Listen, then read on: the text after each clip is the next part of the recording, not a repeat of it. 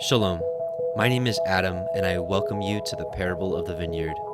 Every day, Yahuwah is waking up a remnant, a group of people who are coming out of deceptions, realizing our walk is to consist of faith and obedience to his righteous commands. Each week, we read through and examine a portion of the Torah, allowing the Spirit of the Most High to guide, teach, and open our eyes and ears to the wondrous matters out of his law. Join us as we seek to be refined by his word, preparing ourselves for the return of our King of Kings, being faithful and obedient, walking in his way, truth, and life.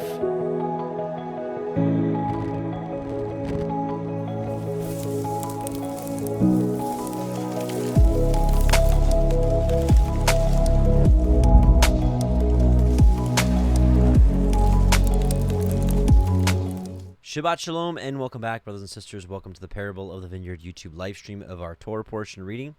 My name is Adam, your host, and I welcome you. And this is week 32 and 33. We're going to go ahead and finish up Leviticus this week. It'll consist of Leviticus 25, 26, and 27. We're going to be talking about the 7th year of release, what people call the Shemitah year. We're going to be talking about the year of Jubilee, and quite a few other things. So with that, let's pray, and we'll get right into it. Father, we just come before you in Yahushua's name. We thank you for allowing us to study like this together across the four corners of the earth.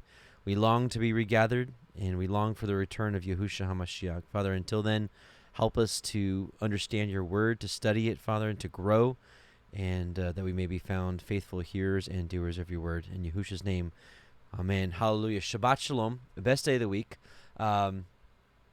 So, just in case you're new, what we do here is we just go through a little bit of the Torah each week, and we read through it, we study it, we figure out what can we keep in the literal, what does it mean to us figuratively, spiritually, whatever you want to call it. So we're looking at the letter of the law, we're looking at the spirit of the law. And at the end of the day, the mindset that I have, and many of us who are studying this together, is we've been taught all of our life, no one can keep the law perfectly, only Messiah did. So it's almost like one of those, so since I can't keep the law. But the mindset that we're having now is, we love you, Father. We are so thankful you sent your Son, and we just want to walk like he did, obediently. So what can we keep? What can we do? Show us how to do it, Father. We want to do it. That's the attitude, at least the perspective that I'm coming from with doing this. So let's do a quick shofar blast together. I'm going to do road shofar. You all do shofars at home, and we'll make some noise together, and then we'll start with Leviticus 25. So see you in just a second.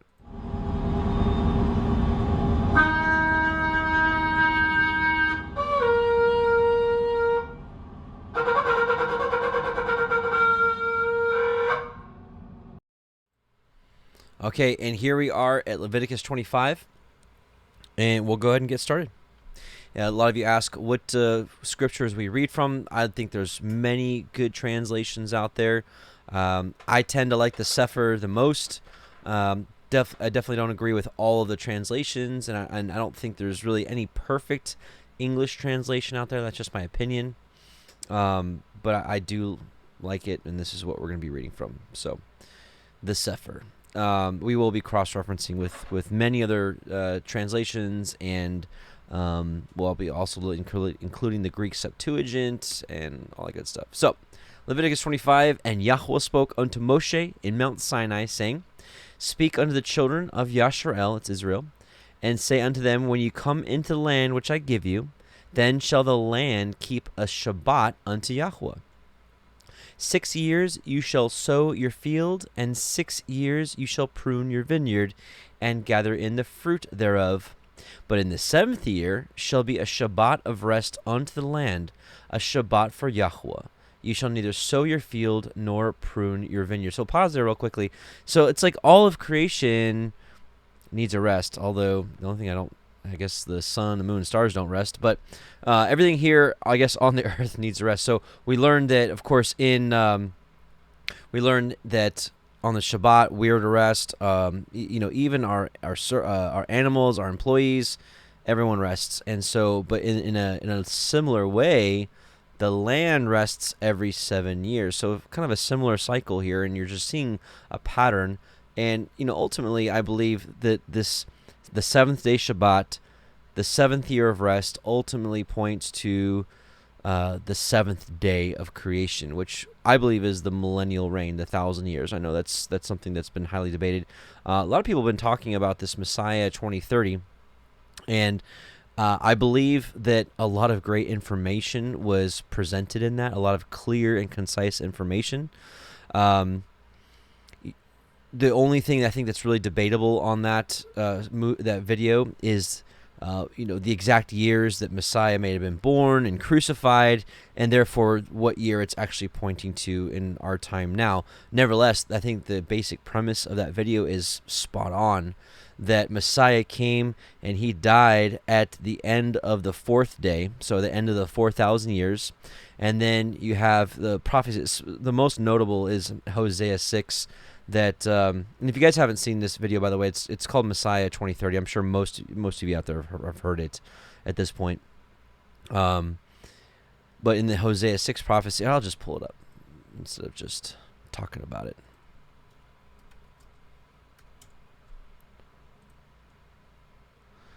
It says, "Come, let us return unto Yahuwah, for he has torn, he will heal us up. He has smitten, and he will bind us up.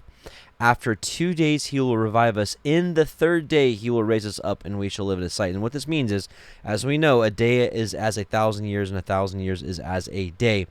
I believe that the day of Yahuwah, also known as the day of the Lord, is 1,000 years long. That's why you see so many different descriptions of this one day, and you're like, how can all this happen in one day? It happens over 1,000 years. But nevertheless, the point is, Messiah came and died on the end of the fourth day. Then began the fifth day, which would be the beginning of the year 5,000. I'm sorry. You have the year 5,000. Then we believe that we're at the end of the 6,000 years. So that would be 2,000 years from Messiah's death, 2 days, if you will. So it says, after 2 days, he will revive us. In the third day, he will raise us up. So what that's looking like is 2 days have passed, and we're getting ready to go into the third day, which would be, in our timeline, would be the beginning of the 7,000 years. Probably a lot easier to look at with visuals. Like I said, I think the Messiah 2030 has some great truth in it, but exactly when the birth of Messiah was, the death, and what exactly is the 2,000-year mark, I think is very debatable, but the general premise. And the point I'm making here is going back here that the seventh year or the seventh day in creation is that 1,000-year reign. So it's talking about this rest, this ultimate rest that we see about in Hebrews 6. No, that's not right. Hebrews 4? Yeah. So let us therefore fear, lest a promise of being left us of entering into his rest, which I believe is talking about this seventh year, or the 7,000th year, any of you should seem to come short of it. For unto us was the gospel preached as well as unto them. But the word preached did not profit them, not being mixed with faith in them that heard it. For we which have believed do enter into rest, as he said, I have sworn in my wrath, if they shall enter into my rest, although the works were finished from the foundation of the world. You can see how this is kind of pointing to the creation, the 6 days, and then the rest, 6,000 years, and then the 1,000 year of rest. For he spake in a certain place of the seventh day on this wise, and Elohim did rest the seventh day from all his works. And in this place again, if they shall enter into my rest, seeing therefore it remains that some must enter therein, and they to whom it was first preached enter not in because of unbelief. Again, he limits a certain day, saying to David, today, after so long a time, as it is said, today if you will hear his voice, harden not your hearts. For if, this is Joshua, by the way, for if Joshua had given them rest, then would he not afterward have spoken of another day? There remains therefore a Shabbat to the people of Elohim. So anyways, the point is that it's talking about, I believe this is foreshadowing that 1,000 years of peace, of shalom, where this world is ruled by Messiah, and the kingdom and his people. And I don't know about you, but the prospect of this this earth being ruled by the precepts of Torah and without partiality and with true judgment and true righteousness, I want to be a part of that. I want to be a part of that with all my heart. And honestly, this is some of the things that I think about when I'm like, when it gets tough and the walk gets hard, and it's like, sometimes seeing the goal, sometimes seeing the prize, or remembering that there is one, it can help us through these hard times.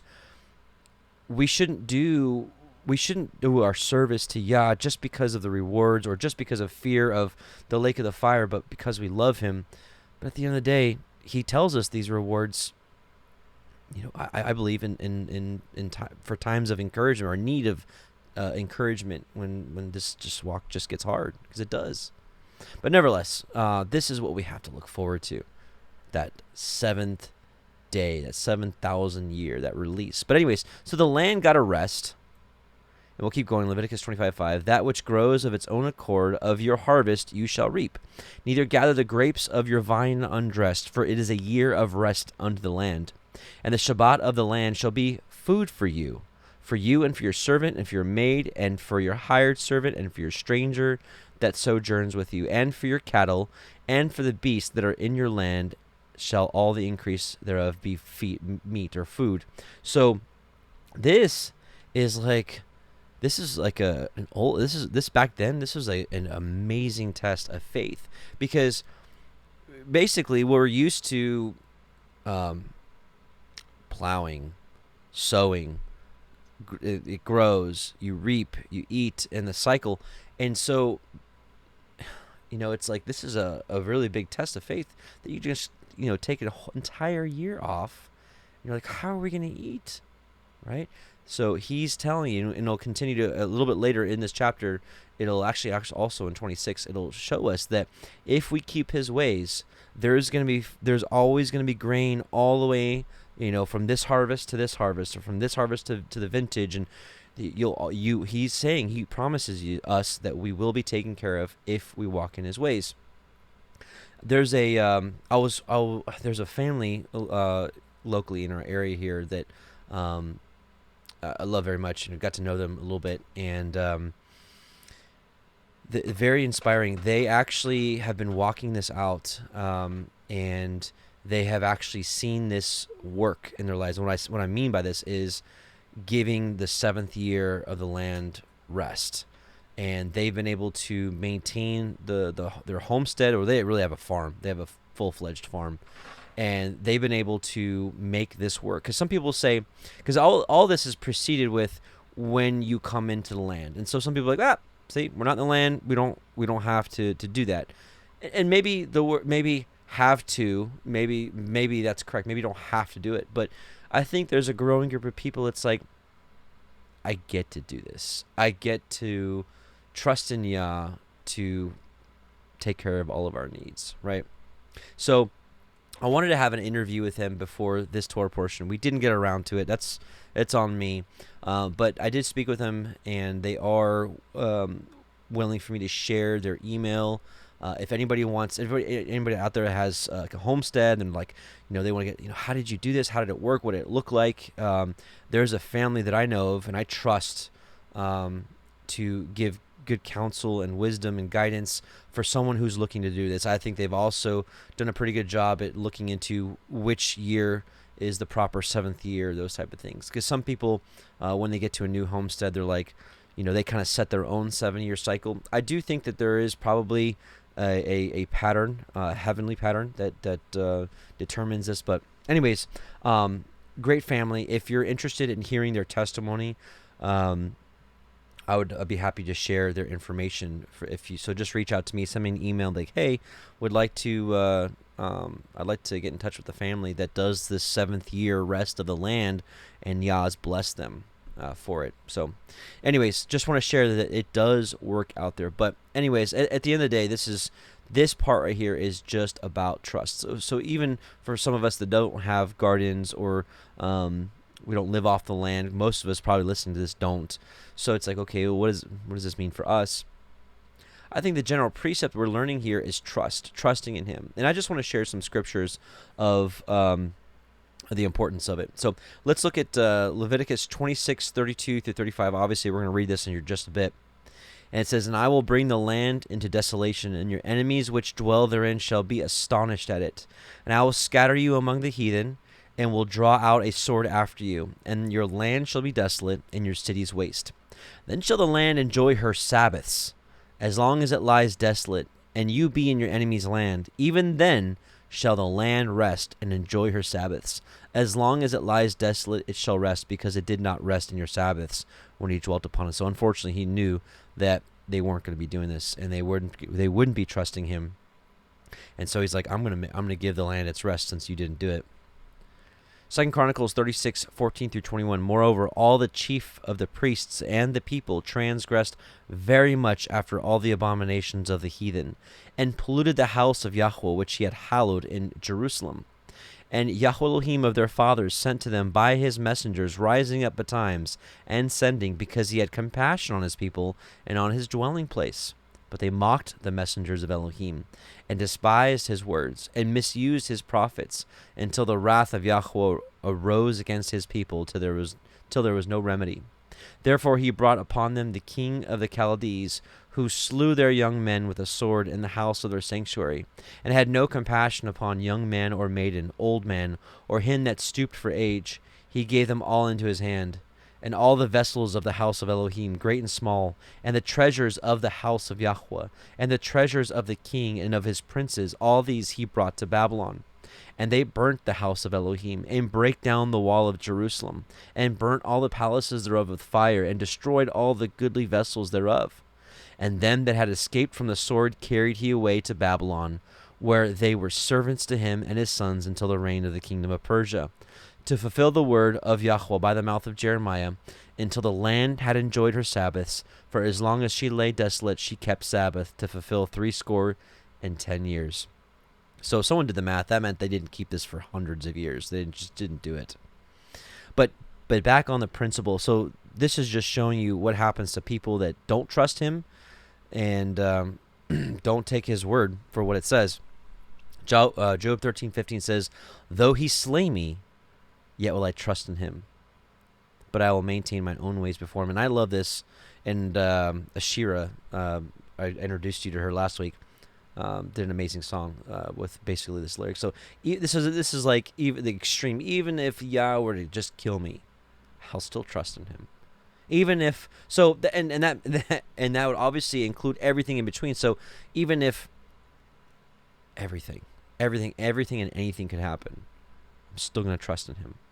And I think that's just the test of life. That's the test. That's the proving. That's the trial of your faith. It's easy to trust him when everything is going great, but can you trust him when everything is going wrong? And I think that's where that the increase in the growth in our walk comes through these trials and adversities. And it's good for us. Psalm 2:12, "Kiss the Son, lest he be angry, and you perish from the way.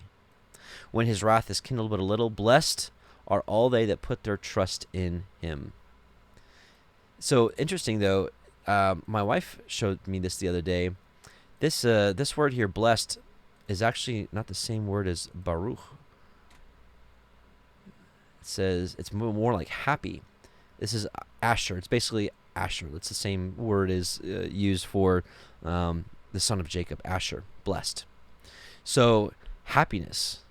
So it's like happy. Or where were we? Happy are all they that put their trust in him. And that's really the truth. This actually really explains it a little better. Like, we understand what it means to be blessed. We also understand what it means to be happy. It's like, I've been talking about the fruit of the Spirit lately. And I believe that is evidence of the fruit of the Spirit. That is evidence of the Spirit, the fruit of it, if you will. That in the midst of trials, you can still have happiness. You can still have, we'll call it joy, peace, patience. So a lot of people can carry these characteristics at any time in their life. But really, if we're able to keep them during trial, during tribulation, I think that's the ultimate test. But at the end of the day, happy are they that put their trust in him. And that's what really the spiritual significance of what we're reading here about the Sabbath year is. This was a test. And again, not all of us have lands and farms and all those kind of things. But what is the overall theme that we're learning here is trust. And can your trust be increased in him? Is there more to give? Is there more trust to give? Psalm 5:11, let all those that put their trust in you rejoice. Let them ever shout for joy because you defend them. Let them also that love your name be joyful in you. And really, that's, at the end of the day, that's how this works, is that when you know that he is our creator and that in 6 days he created everything and rested and sent his son that we may have forgiveness and gave us the Torah, when we trust him and recognize that he is true and he is just, that literally everything in your life could crumble. But if you have a firm foundation on him, you're going to be okay. And I think just continuing to learn to trust in him, our faith is just going to increase ever more. Psalm 37, actually, we're going to skip that one. Isaiah 26, 1-4. In that day shall this song be sung in the land of Judah. We have a strong city. Salvation will Elohim appoint for walls and bulwarks. Open ye the gates, that the righteous nation which keeps the truth may enter in. You will keep him in perfect peace, whose mind is stayed on you, because he trusts in you. So the person that trusts in Yah, one of the fruits of that is our mind is stayed on him. So especially in the midst of calamity or hardships or whatever, our mind is on him. Like, Father, I'm leaning on you on this. And there's just a peace that comes with it. There's a shalom that comes with knowing that. Trust ye in Yahuwah forever, for Yahuwah is everlasting strength. Nahum 1:7, Yahuwah is good, a stronghold in the day of trouble, and he knows them that trust in him. So you can say you trust in him, but he knows if you actually do or not, or just giving lip service, which we know he does not like. I want to read a couple verses in Sirach 2. My son, by the way, in case you're new, Sirach is also known as Ecclesiasticus. It was included in the 1611 KJV in the Apocrypha section, and also in this Greek Septuagint and many other Bibles. This was considered scripture for a long time. A long time. My son, if you come forward to serve Yahuwah, prepare yourself for temptation, or this word can be translated as trial or tribulation or testing. So, literally, if you're like, I want to serve Yahuwah, prepare yourself. Set your heart right and be steadfast, and do not be hasty in time of calamity. The kind of people that would do this are people that don't trust in him. Cleave to him and do not depart, that you may be honored at the end of your life. Here's the verse right here. Accept whatever is brought upon you, and in changes that humble you, be patient. That's a sign of trusting him. For gold is tested in the fire, and acceptable men in the furnace of humiliation. Trust in him, and he will help you. Make your way straight, and hope in him. You who fear Yahuwah, wait for his mercy, and turn not aside, lest you fall. You who fear Yahuwah, trust in him, and your reward will not fail. You who fear Yahuwah, hope for good things, for everlasting joy and mercy. Consider the ancient generations, and see whoever trusted in Yahuwah and was put to shame, or whoever persevered in the fear of Yahuwah and was forsaken, or whoever called upon him and was overlooked. For Yahuwah is compassionate and merciful. He forgives sins and saves in time of affliction. Woe to timid hearts and slack hands, and to the sinner who walks along two ways. Woe to the faint heart, for it has no trust. So that's like he doesn't care, when's this going to end? Whatever. I'm being over exaggerating, of course, but really, how many of us have been at those times where we're just like, he's not listening to my prayers. I don't understand. And patience goes hand in hand with trust. And sometimes I'll be a witness here. Sometimes it gets right down to the wire, and you're like, I'm trusting in you. And then just boom, every time when you trust in him, he delivers. So woe to the faint heart. The faint heart is the person who's like, he basically gives up, or is like, I want to give up, or I can't do this, or it's too hard, or what. Woe to the faint heart. It has no trust. Therefore, it will not be sheltered. Woe to you who have lost your endurance. What will you do when Yahuwah punishes you?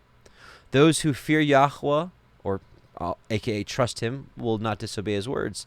And those who love him will keep his ways. Those who fear Yahuwah, can even say trust Yahuwah, will seek his approval. And those who love him will be filled with the law. That's right. Filled with the law. Let's say it one more time. Let's just say Torah. Filled with the Torah. Those who love him will be filled with the Torah. Those who fear Yahuwah will prepare their hearts and will humble themselves before him. Let's read another interesting passage. 1 Maccabees, chapter 2, verses 49 through 64. This is like a get you going speech. Now the days drew near for Matthias to die, and he said to his sons, arrogance and reproach have now become strong. It is a time of ruin and furious anger. Now, my children, show zeal for the Torah, and give your lives for the covenant of our fathers. Remember the deeds of the fathers which they did in their generations, and receive great honor and an everlasting name. Was not Abraham found faithful when tested, and it was reckoned to him as righteousness? Joseph, in the time of his distress, kept the commandment and became master of Egypt. Phinehas, our father, because he was deeply zealous, received the covenant of everlasting priesthood. Joshua, because he fulfilled the command, became a judge of Israel. Caleb, because he testified in the assembly, received an inheritance in the land. David, because he was merciful, inherited the throne of the kingdom forever. Elijah, because of his great zeal for the Torah, was taken up into heaven. Hananiah, Azariah, and Mishael believed and were saved from the flame.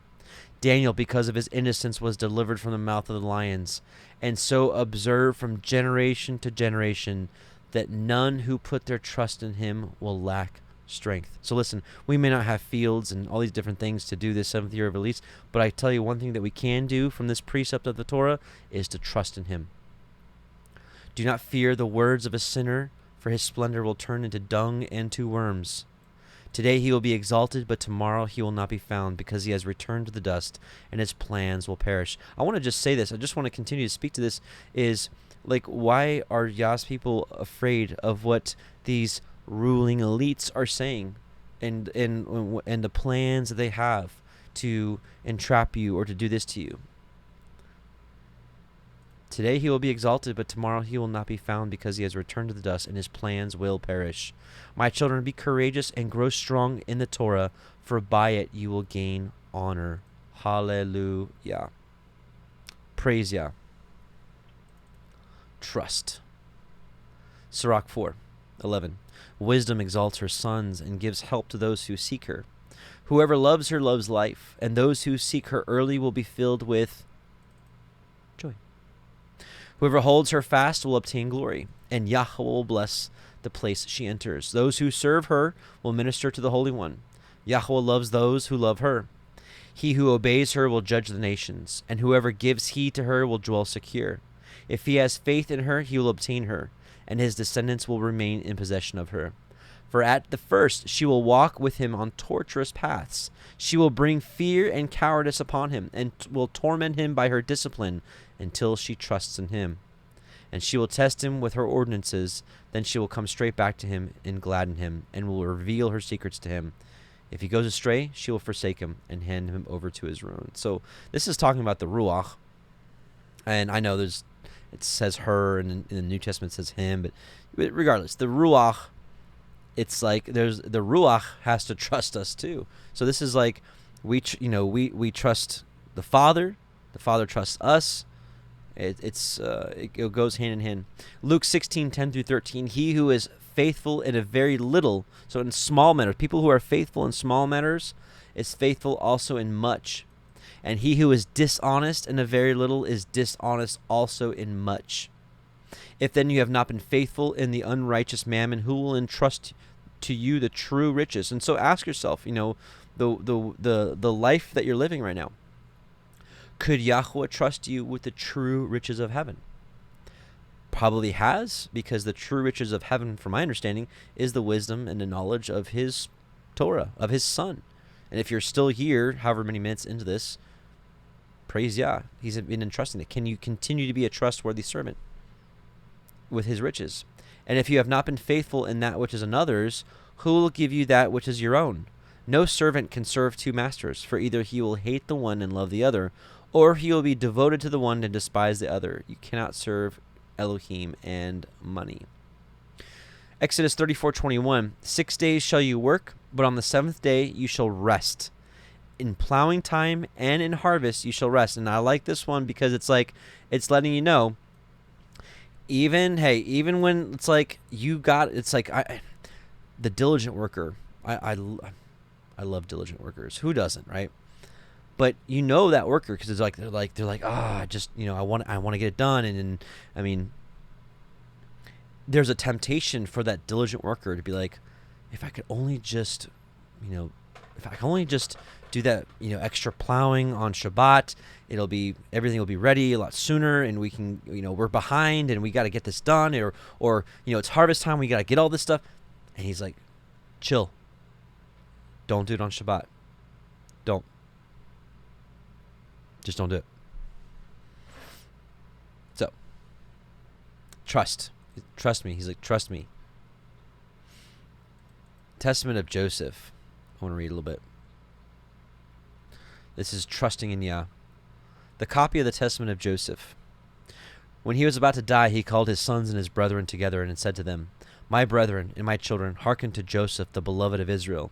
Give ear, my sons, unto your father. I have seen in my life envy and death, yet I went not astray, but persevered in the truth of Yahuwah. These my brethren hated me, but Yahuwah loved me. They wished to slay me, but the Elohim of my fathers guarded me. They let me down into a pit, and the Most High brought me up again. I was sold into slavery, and Yahuwah of all made me free. I was taken into captivity, and his strong hands secured me. I was beset with hunger, and Yahuwah himself nourished me. I was alone, and Elohim comforted me. I was sick, and Yahuwah visited me. I was in prison, and my Elohim showed favor unto me. In bonds, and he released me. Slandered, and he pleaded my cause. Bitterly spoken against by the Egyptians, and he delivered me. Envied by my fellow slaves, and he exalted me. And this chief captain of Pharaoh entrusted to me his house. And I struggled against a shameless woman, urging me to transgress with her. But the Elohim of Israel, my father, delivered me from the burning flame. I was cast into prison. I was beaten. I was mocked. But Yahuwah granted me to find mercy in the sight of the keeper of the prison. Listen to this. For Yahuwah does not forsake them that fear him, neither in darkness, nor in bonds, nor in tribulations, nor in necessities. For Elohim is not put to shame as a man, nor as the son of man is he afraid, nor as one that is earthborn is he weak or affrighted. But in all those things he give protection, and in diverse ways he does comfort. Though for a little space he departs to try the inclination of the soul. I really appreciate this passage, because some of you out there, I'm sure there's been some times where it's like I said earlier, oh, he's not, but my prayers aren't being answered. What's going on? Though for a little space he departs to try the inclination of the soul. He's like, so where are you going to go with this? Is your faith going to crumble, or are you going to still trust in me? In 10 temptations or trials he showed me approved, and in all of them I endured. For endurance is a mighty charm, and patience gives many good things. So patience and trust works hand in hand. Love for Yah, trust in him, patience in him responding. It goes together. These are some of the things that we need to work on. One other thing that I think about is we trust him with clean eating. Think about it. When we decline eating pork or shellfish, at this point, to a lot of us, it's like, ew, anyways, I don't want that. But like back in the day when we didn't understand, bacon, sausage, and whatever else, but reading his laws and recognizing that they're still intact, and there's still that he didn't just have empty words of vanity when he said, hey, don't eat the pig. Don't eat things in the waters that doesn't have fins and scales. we're trusting him. And there's just a little cool passage I wanted to read from 4th Maccabees, chapter 1, verse 31. And it's going to use the word temperance. Temperance, we understand a little better today as self-control. And one of the ways we can exercise our trust in Yahuwah is our self-control for food, specifically unclean foods. So now temperance or self-control consists of a command over the lusts. But of the lusts, some belong to the soul, others to the body. And over each of these classes, the reasoning appears to bear sway. For whence it is, otherwise, that when urged on to forbidden meat, so when people are like, oh yeah, just have some bacon with your burger. What are you thinking? We reject the gratification which would ensue from them. Is it not because reasoning is able to command the appetites? I believe so. Hence it is, then, that when lusting after water animals and birds and four-footed beasts and all kinds of foods which are forbidden us by the law, the Torah, we withhold ourselves through the mastery of reasoning. For the affections of our appetites are resisted by the tempered or self-controlled understanding and bent back again, and all the impulses of the body are reined in by reasoning. Just another way, again, we can just show our trust for him. It's like, hey, he says pork bacon is a no-go, sausage is a no-go, then it's a no-go. I trust you. I trust that I won't miss those things ever again. And guess what? You can teach me about beef bacon, which some of you have emailed me about it. It's, from what I understand, mostly it's like a certain brisket cut, and then you cook it a certain way, and then you slice it, and it's really yummy. I think it's better than pork bacon, but all right. The point is, we're going back to Leviticus 25. It says, verse 6, and the Shabbat of the land shall be food for you and for your servant, and for your maid, and for your hired servant, and for your stranger that sojourns you. How much more in the greater sense of life and the great conflict that's before us, which is good versus evil, light versus darkness, is that when we choose to trust in him, it is meat for us. It's to our benefit. It's to our satisfaction. It's for eternal life. It's a miracle. So that's the year of release, known as the Shemitah year. And so again, those on the very literal side, those of you that do have homesteads and gardens and those kind of things, again, if you want to reach out to this family that has this amazing testimony, just reach out to me and I'll give you their information. Let's keep going. Leviticus 25:8. And you shall number 7 Sabbaths of years unto you, 7 times 7 years, and the space of the 7 Sabbaths of years shall be unto you 49 years. Then you shall cause the shofar of the Jubilee to sound on the 10th day of the 7th month in Yom Kippurim, which is the Day of Atonement. You shall make the shofar sound throughout all your land. And ye shall hallow the 50th year, and proclaim liberty throughout all the land unto all the inhabitants thereof. It shall be a jubilee unto you, and ye shall return every man unto his possession, and ye shall return every man unto his family. Praise Yah. So, long story short, we're going to see this in prophecy. There's going to be a big trumpet blown, and then there's a release and a freedom. A jubilee shall that 50th year be unto you. Ye shall not sow, neither reap that which grows of itself in it, nor gather the grapes in it of your vine undressed. For it is the jubilee, it shall be holy unto you. Ye shall eat the increase thereof out of the field. In the year of this jubilee, ye shall return every man unto his possession. That's some key stuff right there for some prophecy. And what we're going to find out is that Messiah came to free people on a Jubilee year, as it seems to be recorded in Isaiah 61, and then later read in Luke 4 and said this scripture is fulfilled before your very eyes. And I believe that Messiah will be returning possibly on a Jubilee year. I think it just makes sense. It doesn't have to work out that way, but it just kind of makes sense because that's the whole concept of this. People's debts are wiped out. People's debts are wiped out. People return back to their properties if they had to sell it because they were poor. So think about that. Someone who's in just straight poverty, they had to sell their property to just have some money to survive.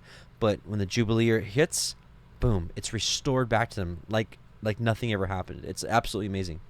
And if you sell anything unto your neighbor or buy anything of your neighbor's hand, you shall not oppress one of another. According to the number of the years after the Jubilee, you shall buy of your neighbor, and according unto the number of years of the fruits he shall sell unto you. According to the multitude of years, you shall increase the price thereof, and according to the fewness of years, you shall diminish the price of it. For according to the number of the years of the fruits he sells unto you. So essentially, this is talking about land. So this is talking about when you sell the land, however much time is left until the next Jubilee is how much it's worth. So if you're 40 years in and there's only 10 years left until the next Jubilee, that land is going to sell for less than land that's like, let's say you're only 5 years in and there's another 45 years until the Jubilee. The price of that property is worth more than the one that's if you were closer to the Jubilee happening again, if that makes sense. You shall not therefore oppress one another, but you shall fear your Elohim, for I am Yahuwah Elohim. Wherefore you shall do my statutes, and guard my judgments, and do them, and ye shall dwell in the land in safety. And the land shall yield her fruit, and ye shall eat your fill, and dwell therein safely. So he's like, if you keep my ways, you're going to be safe. Nothing's going to harm you. And if you shall say, what shall we eat in the 7th year? Behold, we shall not sow, nor gather our increase. So that's like, what are we going to do? Then I will command my blessing upon you in the 6th year, and it shall bring forth fruit for 3 years. And ye shall sow in the 8th year, and eat yet of the old fruit until the 9th year. Until her fruits come in, ye shall eat of the old store. So I want to pause there real quickly, and I want to share some of the prophetic here. So Isaiah 61, 1 through 3, we know that Messiah stood up and read this, and he fulfilled it. So we know this is talking about him. The Spirit of Yahuwah Elohim is upon me, because Yahuwah has anointed me to preach good tidings unto the meek. He has sent me to bind up the brokenhearted, to proclaim liberty, freedom to the captives, and the opening of the prison to them that are bound, to proclaim the acceptable year of Yahuwah, and the day of vengeance of our Elohim. So it's interesting, Messiah actually stopped right here, and his 2 comings are in this one verse, to proclaim the acceptable year of Yahuwah. He stopped reading. And then the second part of that verse, and the day of vengeance of our Elohim, to comfort all that mourn. So all this right here, this is all to proclaim liberty to the captives. All this stuff here, this is all Jubilee talk. And so if his first coming was a Jubilee, and we see here, even in the same sentence, we've got the 2 comings. The first one here, and the second one here. At least just how I understand it.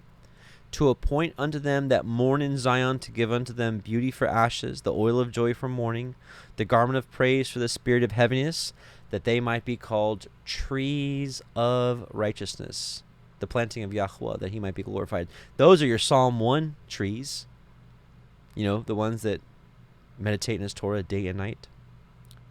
So I put a challenge out there for you all to memorize Psalm 1. I think it's really important to have that in us, in our hearts, in our minds, and know it, and to teach it diligently into our children.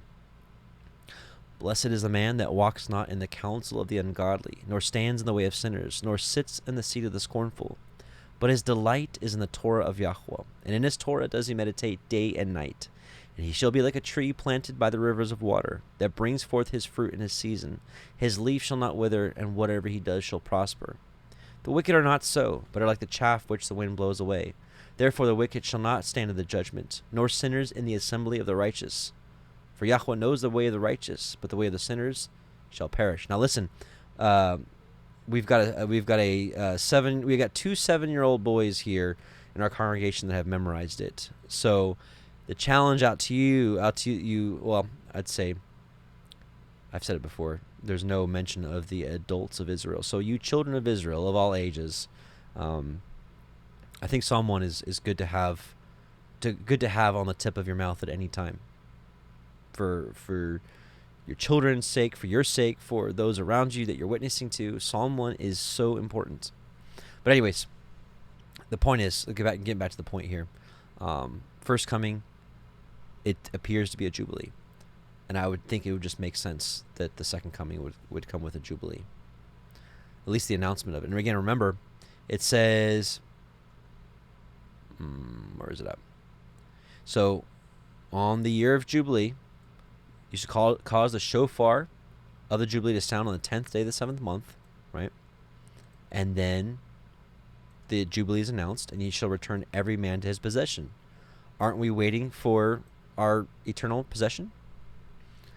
Just a question. I think we are. Deuteronomy 31 through 10. And it shall come to pass, when all these things are come upon you, the blessing and the curse which I have set before you, and ye shall call them to mind among all the nations where Yahuwah your Elohim has driven you, and shall return unto Yahuwah your Elohim, and shall obey his voice according to all that I command you this day, you and your children with all your heart and with all your soul, that then Yahuwah your Elohim will turn your captivity, and have compassion on you, and will return and gather you from all the nations where Yahuwah your Elohim has scattered you. And this is kind of where we're at right now, is that we are still scattered, but we're coming back to him, us and our children, with all of our heart, soul, and mind. And you see that, you and your children, that's the prerequisite. So we've got to get our children going here, brothers and sisters. If any of yours be driven out to the outmost parts of heaven, from there will Yahuwah your Elohim gather you, and from there will he fetch you. And Yahuwah your Elohim will bring you into the land which your fathers possessed, and you shall possess it. And he will do you good and multiply you above your fathers. This is the promise. We're waiting for this possession. And Yahuwah your Elohim will circumcise your heart and the heart of your seed to love Yahuwah your Elohim with all your heart and with all your soul, that you may live. And Yahuwah your Elohim will put all these curses upon your enemies and them that hate you, which persecuted you. And you shall return and obey the voice of Yahuwah, and do all his commandments which I command you this day. And Yahuwah your Elohim will make you plenteous in every work of your hand, in the fruit of your body, and in the fruit of your cattle, and in the fruit of your land for good. For Yahuwah will again rejoice over you for good, as he rejoiced over your fathers, if you shall hearken unto the voice of Yahuwah Elohim. And here's going to define that: to keep his commandments and his statutes, which are written in the book of the Torah. And if you will turn unto Yahuwah Elohim with all your heart and with all your soul. So here in Joshua 6, we see something interesting here. Now Jericho was straitly shut up because of the children of Israel. None went out, and none came in. And Yahuwah said unto Joshua, See, I have given into your hand Jericho, and the king thereof, and the mighty men of valor. And ye shall compass the city, all you men of war, and go round about the city once. Thus shall you do 6 days. And the 7 priests shall bear before the ark 7 trumpets of ram's horns, which it's the horn of Jubilee is what it says here. And the 7th day ye shall compass the city 7 times, and the priests shall blow with the trumpets. And it shall come to pass that when they make a long blast with the ram's horn, or the horn of Jubilee, I'll show it to you in a second. And when you hear the sound of the trumpet, all the people shall shout with a great shout, and the wall of the city shall fall down flat, and the people shall ascend up every man straight before him. Pretty cool stuff. So we get a little picture here. We get a little picture here of the 6 days, and then the 7th day.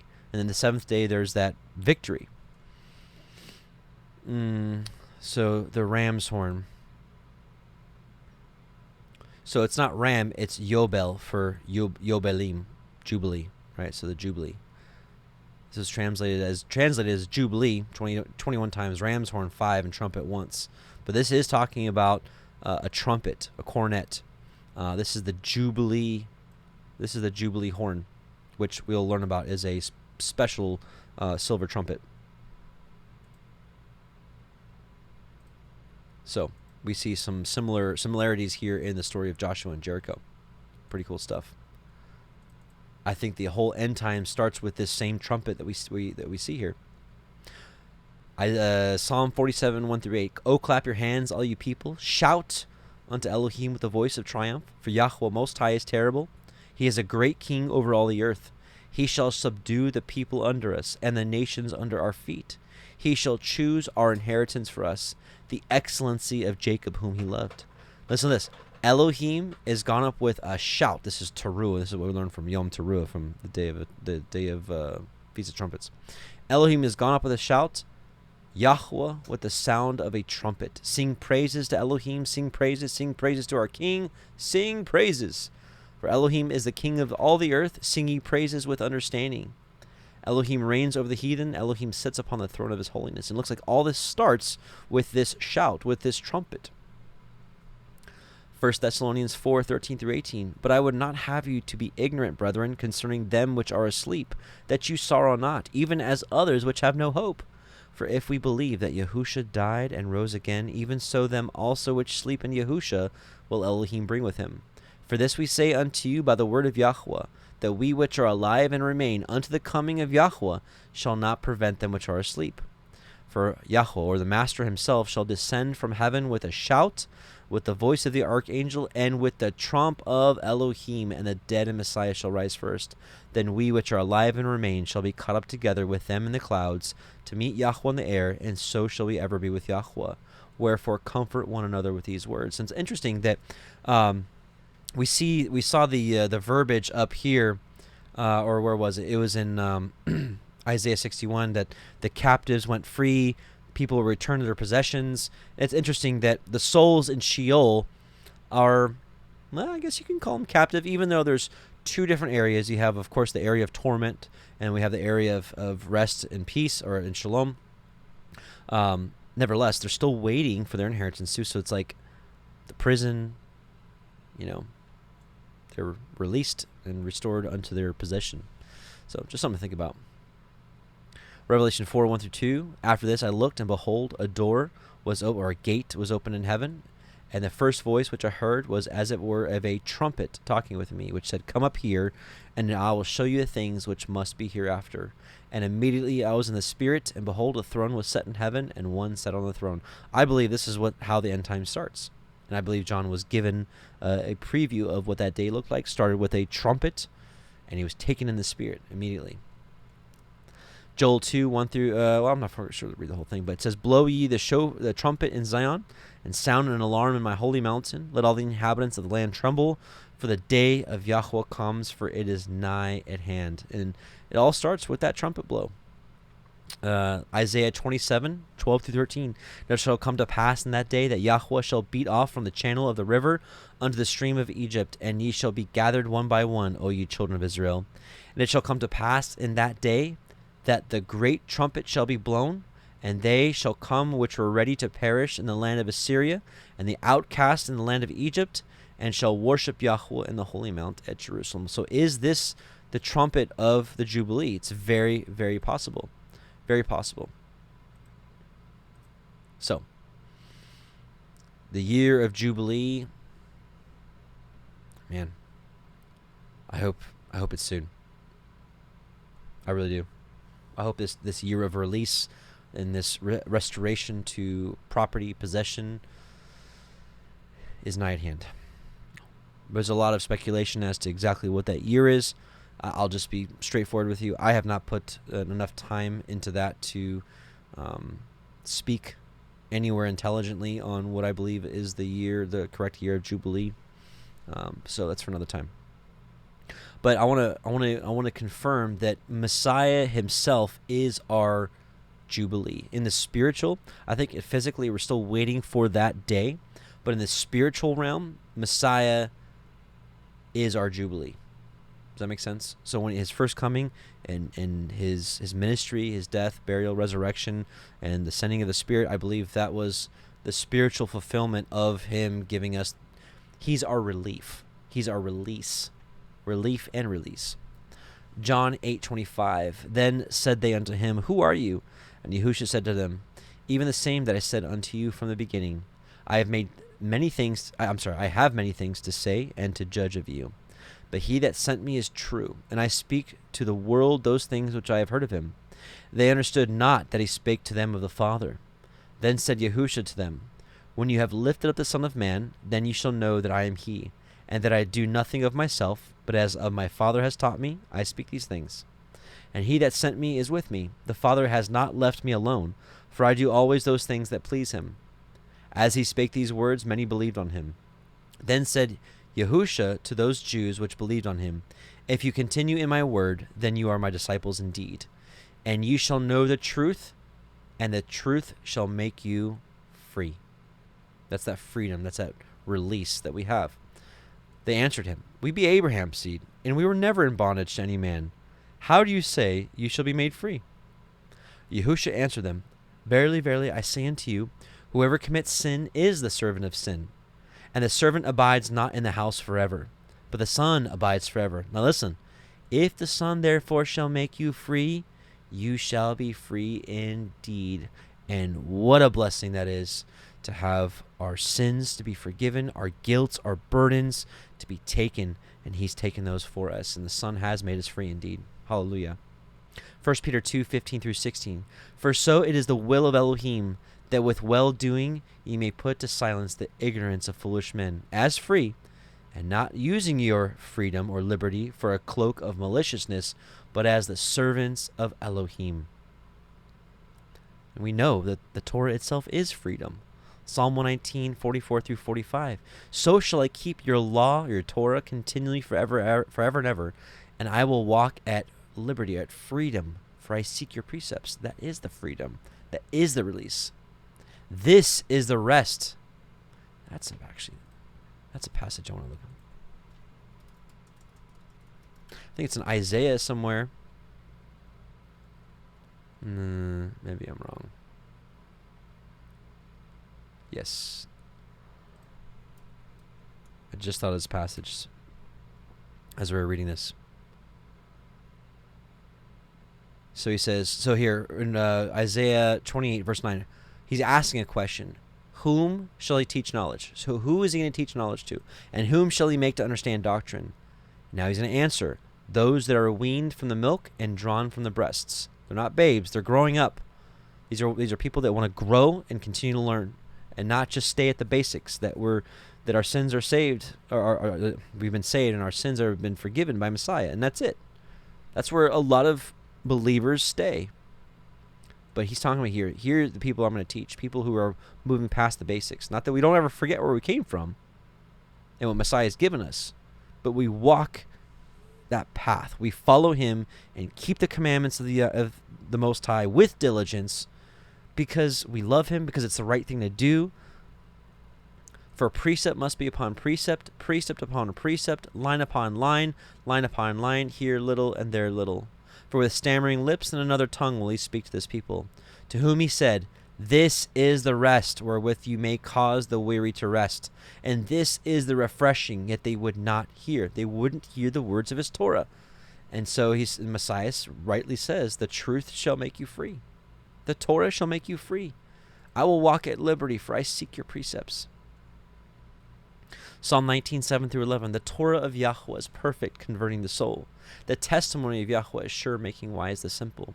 The statutes of Yahuwah are right, rejoicing the heart. The commandment of Yahuwah is pure, enlightening the eyes. The fear of Yahuwah is clean, enduring forever. The judgments or right rulings of Yahuwah are true and righteous altogether. More to be desired are they than gold, yes, than much fine gold. Sweeter also than honey and the honeycomb. Moreover, by them is your servant warned, and in keeping of them there is great reward. So we can see it here. It's not bad to recognize that there is also a reward for doing the right thing. James 1:25. But whoever looks into the perfect law or Torah of freedom, liberty, and continues therein, he being not a forgetful hearer, but a doer of the work, this man shall be blessed in his deed. Praise Yah. These are words of life, brothers and sisters. I want to read a passage from the Apocalypse of Abraham. There will be a link for this book if you want to read it. It's going to be in the study notes. The study notes is a little Word document where I've just got my little notes for going along with this, and you'll see there'll be a link for the Apocalypse of Abraham if you want to reread what we're going through. This is an amazing book, and I believe it's the scripture. And I said, Eternal Mighty One, how long a time is an hour of the age? This is Abraham asking the angel. It can be debated who this angel is, but that's for another point. And he said, I decree to keep 12 periods of the impious age among the heathens and among your seed, and what you have seen will be until the end of time. Count it up, and you will understand. Look down at the picture. And I looked and saw a man going out from the left, the heathen side. From the side of the heathen went out men and women and children in a great crowd, and they worshipped him. And while I was still looking, those on the right side came out, and some insulted this man, and some struck him, and others worshipped him. You know who this is talking about, of course. This is talking about Messiah. And I saw that as they worshipped him, Azazel ran and worshipped, and kissing his face, he turned and stood behind him. Do you know what scene this is right here? I'll let you all answer it at home. Okay. Yes, this is Judas. I believe this is when it said Satan entered into Judas. And I do believe that Azazel is one of the many names of Satan. The Satan. There's many Satans, but this is like the Satan. And so I saw that as they worshipped him, Azazel ran and worshipped and kissed his face, and he stood and turned behind him. He said, Master! And I said, Eternal Mighty One, who is this man insulted and beaten by the heathen with Azazel worshipped? And he answered and said, Hear, Abraham, the man whom you say insulted and beaten again worshipped is the liberation. Do you know the word liberation? Freedom. He is the freedom from the heathen for the people who will be born from you. In the last days, in this 12th period of the age of my fulfillment, I will set up this man from your tribe, the one whom you have seen from my people, and will imitate him. You consider him as one called by me. They are changed in their counsels. And those you saw coming out from the left side of the picture and worshiping him, this means that many of the heathen will trust in him. And those of your seed you saw on the right side, some insulting him, some beating him, and others worshiping him. Many of them shall be offended because of him. It is he who will test those of your seed who have worshipped him in the fulfillment of the 12th hour of the curtailing of the age of impiety. Before the age of justice starts to grow, my judgment will come upon the heathen who have acted wickedly through the people of your seed, who have been set apart for me. In those days I will bring upon all earthly creation 10 plagues through evil and disease and the groaning of the bitterness of their souls. Such will I bring upon the generations of those who are on it out of anger and corruption out of their creations with which they provoke me. And then from your seed will be left the righteous men in their number, protected by me, who strive in the glory of my name toward the place prepared beforehand. By the way, I think this is an early look at the 144,000, which I know some of you are probably very new here. If you look up, if you want to understand our understanding of the 144,000, we did a video a couple of years ago. You can just type in 144,000 parable of the vineyard, and you'll see it's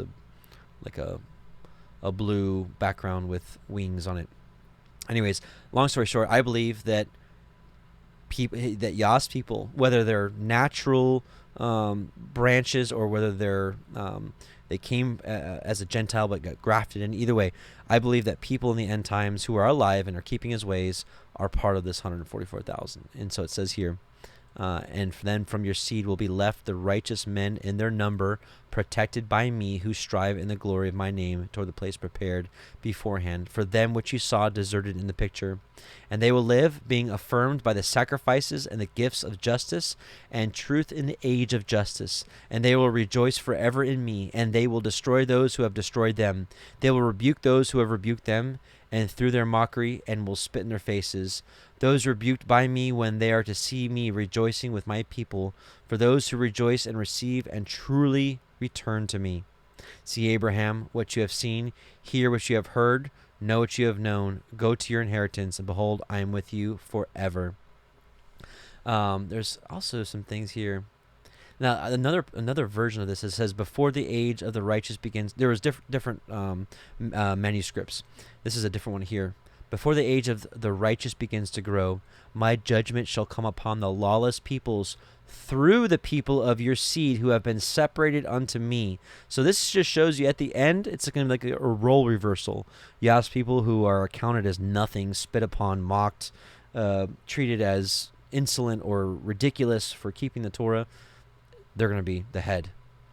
And in those days, I will bring upon all creatures of the earth 10 plagues through misfortune and disease, and the sighing of their grief, and this shall be brought upon the generations of men on account of the provocation and the corruption of mankind, whereby they provoke me. And then shall righteous men of your seed survive in the number which is kept secret by me. I think this is talking about the 144,000, and will hasten the coming of the glory of my name to that place prepared beforehand for them, which you saw devastated in the picture. And they shall live and be established by sacrifices of righteousness in the age of the righteous, and they shall rejoice in me continually, and receive those who return to me in repentance. For great shall be the inner torment of those who have despitefully used them in this world, as they observe the honor placed upon my own in the day of glory. Man, I don't know about you all, but I want to be on that side of things. Wow. So here in this version it says, he answered and said, Hear, Abraham, the man you saw insulted and beaten and yet worshipped by many, he is the relief. He's the relief. So Messiah is the Jubilee. He's the release. He is the relief. He is the restoration, which is really what the Jubilee was all about. So praise be to Yah. So, and back to Leviticus 25:20, if he shall say, What shall we eat in the 7th year? Behold, we shall not sow nor gather in our increase. We know that Messiah has some even greater words on this specifically. It says, this is Matthew 6:25, For this reason I say to you, do not be worried about your life, as to what you will eat or what you will drink, nor for your body as to what you will put on.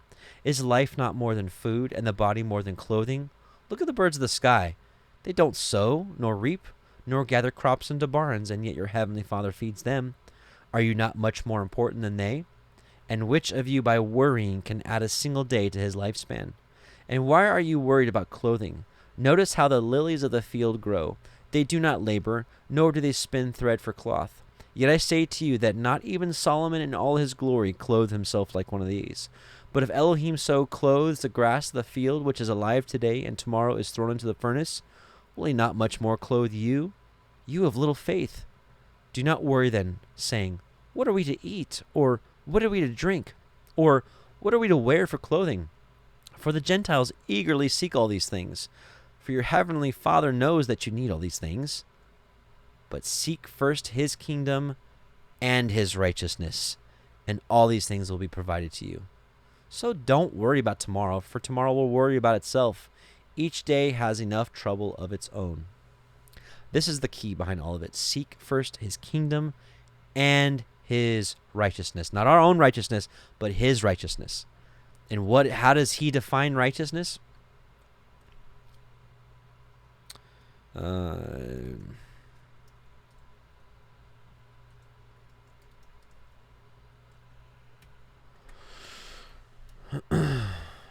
Let's read it. Deuteronomy 6:25.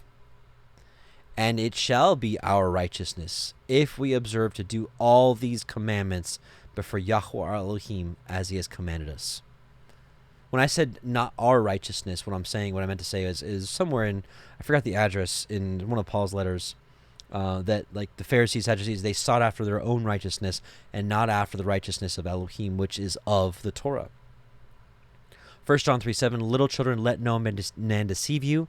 He that does, this obviously denotes action, he that does righteousness is righteous, even as he is righteous. So, what you worrying about?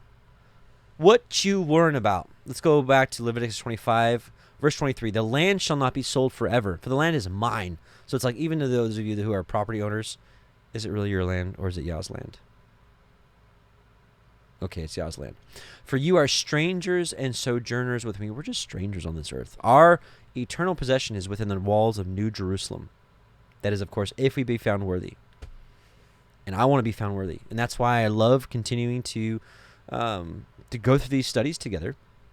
And praise Yah will continue to be refined by his word. And Yah willing, will be found ready at his return. And in all the land of your possessions ye shall grant a redemption for the land. If your brother be waxen poor, and has sold away some of his possessions, and if any of his kin come to redeem it, then shall he redeem that which his brother sold. And if the man have none to redeem it, and himself be able to redeem it, then let him count the years of the sale thereof, and restore the overplus unto the man to whom he sold it, that he may return unto his possession. But if he be not able to restore it to him, then that which is sold shall remain in the hand of him that has bought it until the year of Jubilee. And in the Jubilee it shall go out, and he shall return unto his possession. And if a man sell a dwelling house in a walled city, then he may redeem it within a whole year after it is sold. Within a full year he may redeem it. And if it be not redeemed within the space of a full year, then the house that is in the walled city shall be established forever to him that bought it throughout his generations. It shall not go out in the Jubilee. But the houses of the villages which have no wall round about them shall be counted as the fields of the country. They may be redeemed, and they shall go out in the Jubilee. See, just more good reason to get out of the big cities and get out into the country. Just a joke. But notwithstanding the cities of the Levites, and of the houses of the cities of their possession, may the Levites redeem at any time. And if a man purchase of the Levites, then the house that was sold and the city of his possession shall go out in the year of Jubilee. For the houses of the cities of the Levites are their possession among the children of Israel. But the field of the suburbs of their cities may not be sold, for it is their perpetual possession. And if your brother be waxen poor and fallen in decay with you, then you shall relieve him. We talked about this precept the last couple Torah portions. Very important. Yes, though he be a stranger or a sojourner, that he may live with you. Take no usury of him or increase, but fear your Elohim, that your brother may live with you. You shall not give him your money upon usury, nor lend him your victuals for increase. So this is talking about no interest. If you're going to loan some money, just loan it. If you loan out $500, only expect $500 back. Or if you want to go above and beyond, you can just gift it. I am Yahuwah Elohim, which brought you forth out of the land of Mitzrayim, to give you the land of Canaan, and to be your Elohim. And if your brother that dwells by you be waxen poor, and be sold unto you, you shall not compel him to serve as a bondservant. But as a hired servant, and as a sojourner, he shall be with you, and shall serve you unto the year of Jubilee. And then shall he depart from you, both he and his children with him, and shall return unto his own family, and unto the possession of his fathers shall he return. For they are my servants, which I brought forth out of the land of Mitzrayim. They shall not be sold as bondmen. You shall not rule over him with rigor, but shall fear your Elohim. This word rigor is the same word used when the Israelites were in hard bondage in Egypt and had to work hard. They drove them hard. So he's like, you say, you shall not rule over him with rigor, but shall fear your Elohim. Both your bondmen and your bondmaids, which you shall have, shall be of the heathen that are round about you. Of them shall you buy bondmen and bondmaids. Moreover, the children of the strangers that do sojourn among you, of them shall you buy, and of their families that are with you, which they begat in your land, and they shall be your possession. And ye shall take them as an inheritance for your children after you, to inherit them for a possession. They shall be your bondmen forever. But over your brethren, the children of Yasharel, you shall not rule over one another with rigor. And kind of, I think, another foreshadow of what's to come. We also, going back to Isaiah 61, where we saw the Jubilee mentioned here, we also see something a little interesting here. And it says here, and strangers shall stand and feed your flocks, and the sons of the aliens shall be your plowmen and your vine dressers. But you shall be named the priests of Yahuwah. Men shall call you the ministers of our Elohim. You shall eat the riches of the nations, and in their glory shall you boast yourselves. So, anyways, there's more, but I just wanted to share that. You're seeing a little foreshadow of that in the millennial reign. Leviticus 25:47, and if a sojourner or stranger wax rich by you, and your brother that dwells by him wax poor, and sell himself unto the stranger or sojourner by you, or to the stock of the stranger's family, after that he is sold, he may be redeemed again. One of his brethren may redeem him. Either his uncle or his uncle's son may redeem him, or any that is nigh of kin unto him of his family may redeem him, or if he is able, he may redeem himself. And he shall reckon with him that bought him from the year that he was sold to him unto the year Jubilee. And the price of his sale shall be according unto the number of years, according to the time of a hired servant shall it be with him. If there be yet many years behind him, according unto them, he shall give again the price of his redemption out of the money that he was bought for. And if there remain but few years unto the year of Jubilee, then he shall count with him, and according unto his years, he shall give him again the price of his redemption. And as a yearly hired servant shall he be with him, and the other shall not rule with rigor over him in your sight. And if he be not redeemed in these years, then he shall go out in the year of Jubilee, both he and his children with him. For unto me the children of Yasharel are servants. They are my servants, whom I have brought forth out of the land of Mitzrayim. I am Yahuwah Elohim. There was one verse I wanted to just touch on real quickly. Just, the whole concept of the release, the forgiving of debts, those kind of things. It's really prevents kind of prevents kind of where we're at now in a societal structure. What I mean by that is like the mega corporations, the mega companies, this massive debt, this slavery system that they have in place. Because every 7 years, every 50th year, when you're releasing these debts, things are being restored back to their original the original families. You wouldn't be able to have these just snowball effect type. You wouldn't have the Walmart effect. How about that? Then maybe that makes it a little easy for you, easier for me to say. Leviticus 21. Let's just say this: it creates a fairer game. Game is the wrong word too, but just so you know what I'm talking about. I just don't choose my words right quickly sometimes. I apologize. All right, Leviticus 26. You shall make you no idols nor graven image, neither rear you up a standing image, neither shall you set up any image of stone in your land to bow down unto it, for I am Yahuwah Elohim. You shall guard my Sabbaths and reverence my sanctuary. I am Yahuwah. If you walk in my statutes and guard my commandments and do them, then I will give you rain in due season, and the land shall yield her increase, and the trees of the field shall yield their fruit. And this is what I was talking about earlier. They'll always have enough food. Your threshing shall reach unto the vintage, and the vintage shall reach unto the sowing time, and you shall eat your bread to the full and dwell in your land safely. So it's like he's saying, if you walk in my statutes, if you guard my ways, there's always going to be an overplus of food. You'll never be without. And I want to just mention this: if, then. So action, reaction.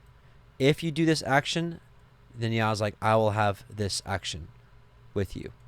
And we see that actually carry on in the New Testament.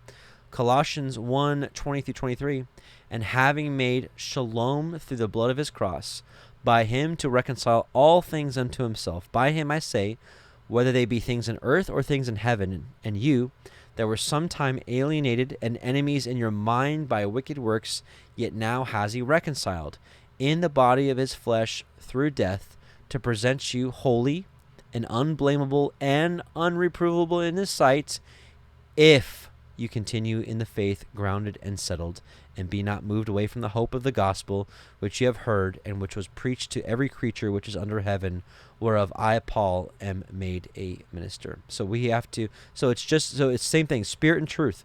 They both require, on the truth side, the faith, it requires you to continue in the faith. The truth side, it requires you to walk in his statutes. If you do this, then I will do this for you. A couple other things I want to mention. Last week we mentioned in Leviticus 23:14, and ye shall eat neither bread, nor parched corn, nor green ears, until the selfsame day that you have brought an offering unto your Elohim. It shall be a statute forever throughout your generations and all your dwellings. I just started hearing about this year, so I don't know if it's a new teaching or not. But some people are saying that this would contradict first fruits being within the week of unleavened bread, which is how we understand it today. Because I also believe that a lot of us understand that Messiah resurrected on first fruits. He resurrected from the dead on first fruits, and he was the first fruits, right? And so, because it's saying here you can't eat bread until you bring the first fruits offering, so people are saying, okay, well, since we're commanded to eat unleavened bread during the week of unleavened bread, how can first fruits be in here in the week of unleavened bread? So some people are putting first fruits outside of unleavened bread, which wouldn't work for Messiah's resurrection on the first fruits. But anyways, they're saying because of this verse here, you can't eat bread, nor parched corn, nor green ears until the self-same day you have brought an offering. So basically, you can't eat bread until you bring the first fruit offering. So people are saying you have to go, a certain amount of days, time, without eating bread, which really doesn't make sense, because back in those days, a large portion of people, literally, it's called daily bread. They literally just lived off of bread. And if people couldn't eat bread for periods of time, it just doesn't work. But the point I'm trying to make here, or what I'd like to make here, is If here's the deal. If they walked in his statutes, then it says here, your threshing shall reach unto the vintage shall reach unto sowing time, and ye shall eat your bread to the full and dwell in your land safely. The point is, what I'm trying to make here is they would always have enough grain from last year. So the grain that they're eating during unleavened bread and during first fruits is the old grain. I believe this is saying you can't eat of the new grain for that current year's harvest until you've given the first fruit offering. And also that allows first fruits to still be within the week of unleavened bread, and there's no gap in eating bread, period. So just want to share that. That might have been confusing. That's a quick overview for some of you that may have heard this and been like, what? What are you talking about? So the point I'm trying to make is they would have had grain left over from last year's harvest to eat through unleavened bread and whatnot, and wouldn't eat of the new store until the first fruits was offered. And again, your threshing shall reach unto the vintage shall reach unto the sowing time, and ye shall eat your bread to the full and dwell in your land safety. Leviticus 26:6, and I will give peace in the land, lying down with nothing to fear, and the Shabbat of life. Though evil be a part of the land, there is no sword to bring in the land. So he's basically saying you don't even have to fear your enemies when you walk in my ways. And ye shall chase your enemies, and they shall fall before you by the sword. And 5 of you shall chase 100, and 100 of you shall put 10,000 to flight, and your enemies shall fall before you by the sword. For I will have respect unto you, and make you fruitful, and multiply you, and establish my covenant with you. And you shall eat of the old store, and bring forth the old because the new. So this is another verse that's sharing with you that there's going to be enough left over. Did I have another verse here? Yeah, okay. Yeah, that's what I was going to read. You shall eat of the old store. This is last year's harvest, or even the year before, whatever. You'll eat of last year's harvest, and you'll have to bring out last year's harvest out of the granaries because of all the new that's coming in. That's his promise. And I will set my tabernacle among you, and my soul shall not abhor you. I will walk among you, and will be your Elohim, and you shall be my people. I am Yahuwah Elohim, which brought you forth out of the land of Mitzrayim, that you should not be their bondmen, and I have broken the bands of your yoke, and made you go upright. A lot of blessing and benefit and shalom and joy when we walk in his ways. And he's like, this is what I'm offering for you. But of course, our ancestors, or whoever those ancestors were thousands of years ago, just didn't do it. And they, of course, they got punished for it. But if you will not hearken unto me, and will not do all these commandments, and if you shall despise my statutes, or if your soul abhor my judgments, so that you will not do all my commandments, but that you break my covenant, I will also do this unto you. I will even appoint over you terror, consumption, which, this is interesting. If you look this up, it's a wasting disease of the lungs. The burning ague that shall consume the eyes, and cause sorrow of heart, and ye shall sow your seed in vain, for your enemy shall eat it. And I will set my face against you, and you shall be slain before your enemies. They that hate you shall reign over you, and you shall flee when none pursues you. If you will not yet for all this hearken unto me, then I will punish you 7 times more for your sins. And I will break the pride of your power, and I will make your heaven as iron, and your earth as brass. And your strength shall be spent in vain, for your land shall not yield her increase, neither shall the trees of the land yield their fruits. And if you walk contrary unto me, and will not hearken unto me, I will bring 7 times more plagues upon you according to your sins. I will send wild beasts among you, which shall rob you of your children, and destroy your cattle, and make you few in number, and your highways shall be desolate. And if you will not be reformed by me of these things, but will walk contrary unto me, then will I also walk contrary unto you, and will punish you yet 7 times for your sins. I want to pause here real quickly. There's a pretty interesting little thing. Little teaching.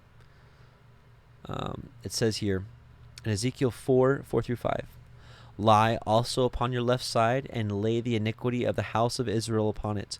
According to the number of the days that you shall lie upon it, you shall bear their iniquity. For I have laid upon you the years of their iniquity, according to the number of the days, 390 days. So shall you bear the iniquity of the house of Israel. Which is really interesting, because if their punishment was 390 days, which was 390 years, if you take 390 years times 7 times, so 7 times punishment, 7 times, because they continue to be disobedient. So if you take the 390 days, which was 390 years, times that by 7, the time of their exile into captivity, if you take that 390 years times 7, actually brings you to year 2009. So technically, if this teaching is right, the captivity of Israel ended in 2009, and that was 2009 is actually one of the very first years you saw a big influx of people coming into this movement. There's always been a remnant. There's been a remnant of people keeping Sabbath and keeping feast days, but I'm talking about people coming fully back into the truth. 2009 was one of the first years that a large group of people did that. Then I understand some people came in 2012. There was a big increase of truth in 2015, 2017, fall of 2017, also early 18. Then in 2020 with COVID, and we're starting to see another resurgence. And the reason for this, I believe, is they actually went into captivity in waves, and it looks like we're coming out of captivity in waves. Kind of cool stuff. Back to Leviticus 26:25. And I will bring a sword upon you that shall avenge the quarrel of my covenant.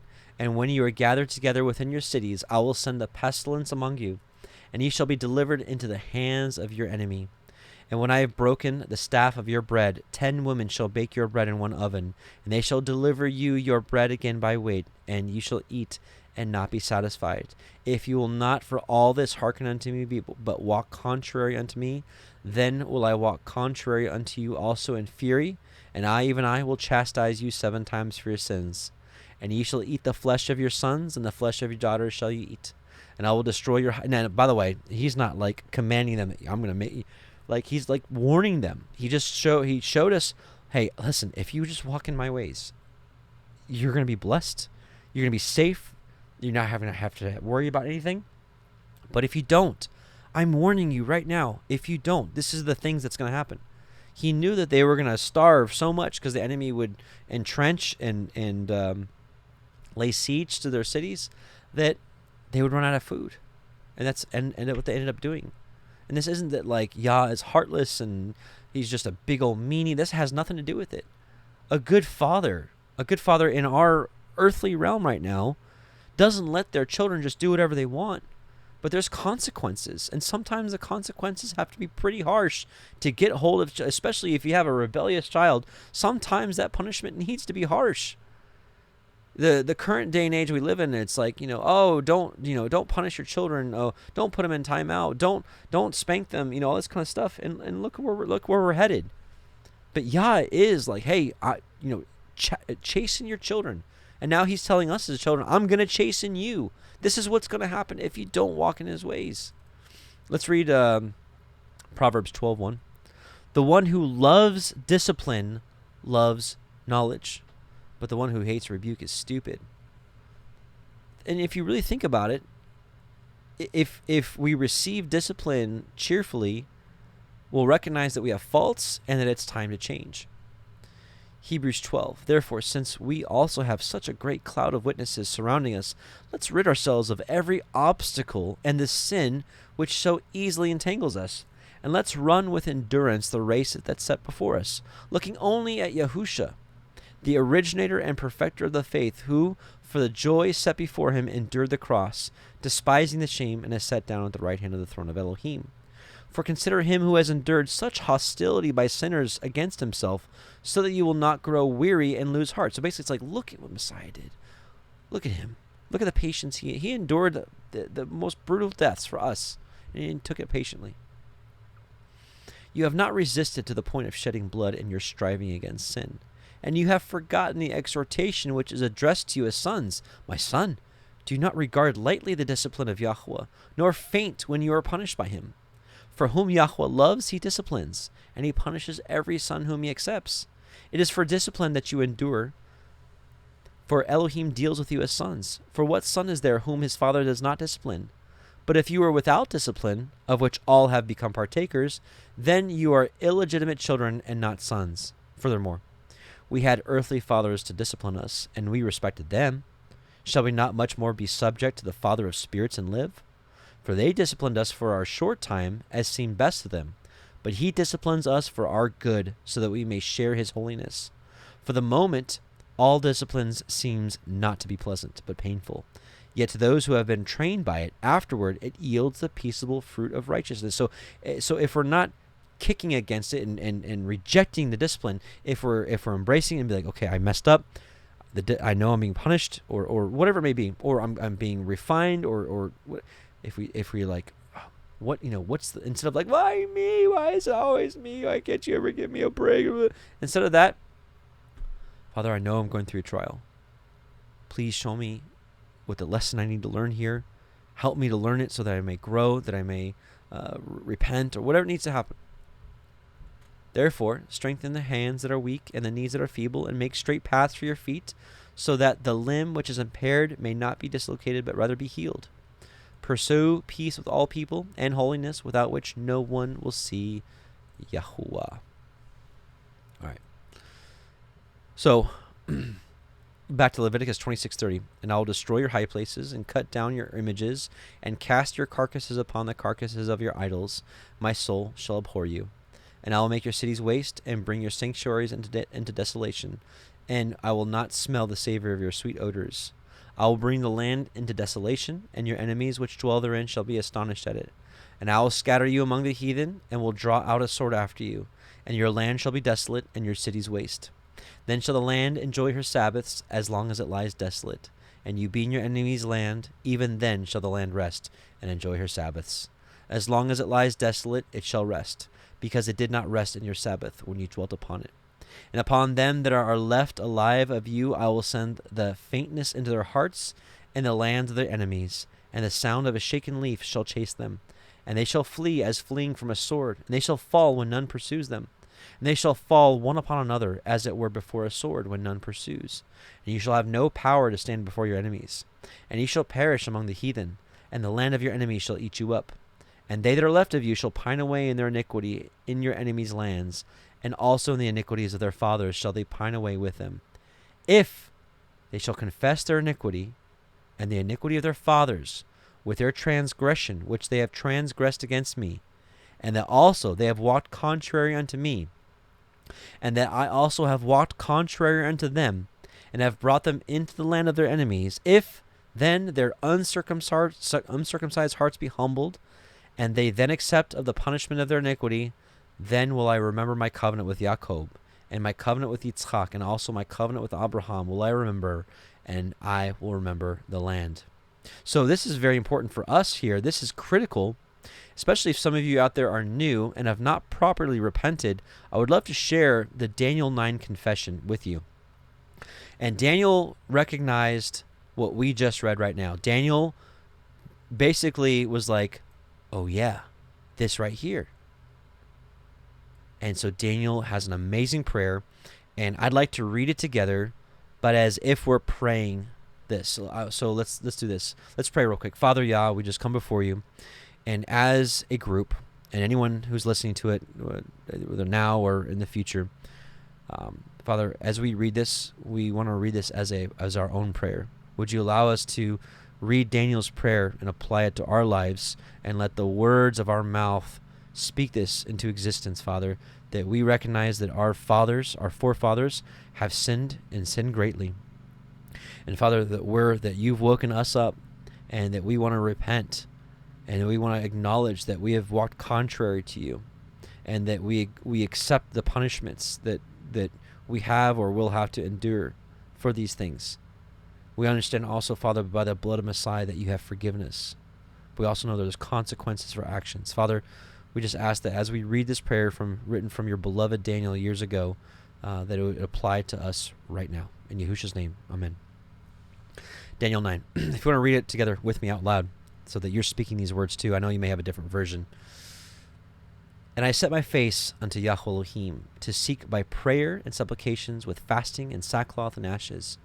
And I prayed unto Yahuwah my Elohim, and made my confession, and said, O Yahuwah, the great and dreadful Elohim, keeping the covenant and mercy to them that love him, and to them that keep his commandments. We have sinned, and have committed iniquity, and have done wickedly, and have rebelled, even by departing from your precepts and your judgments.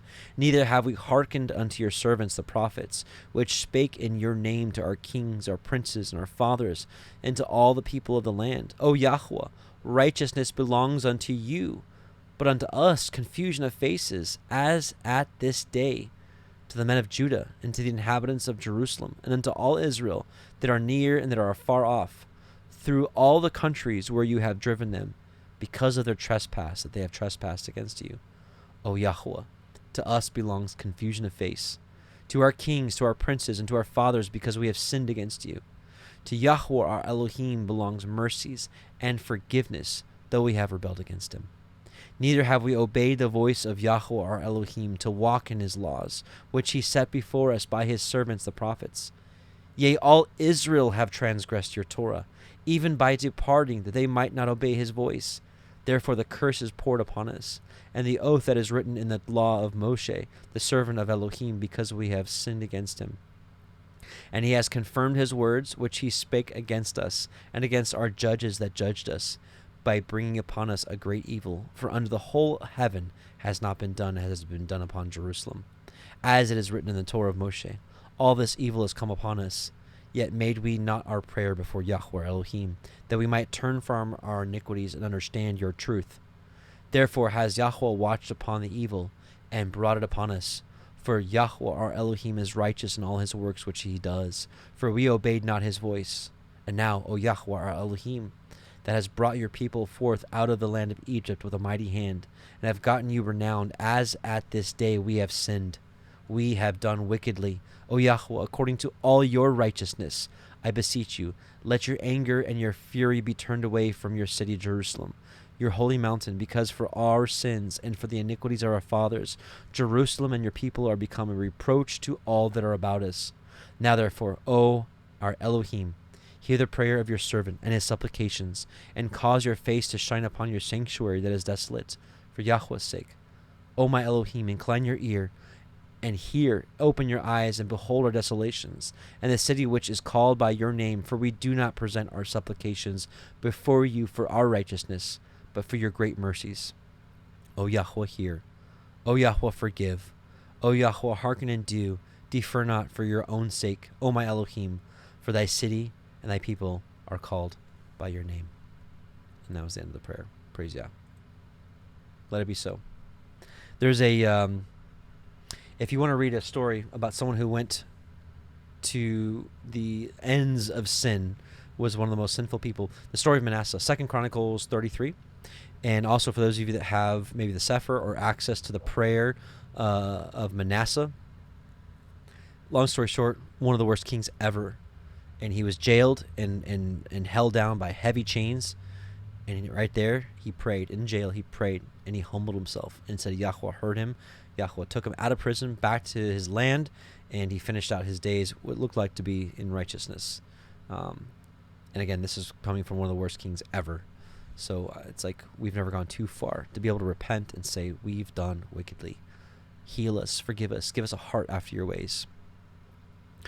All right, Leviticus 26:43, the land also shall be left of them, and shall enjoy her Sabbaths, while she lies desolate without them. And they shall accept of the punishment of their iniquity, even because they despised my judgments, and because their soul abhorred my statutes.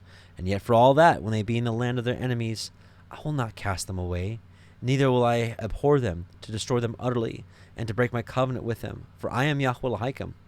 But I will for their sakes remember the covenant of their ancestors, whom I brought forth out of the land of Mitzrayim in the sight of the heathen, that I might be their Elohim. I am Yahuwah.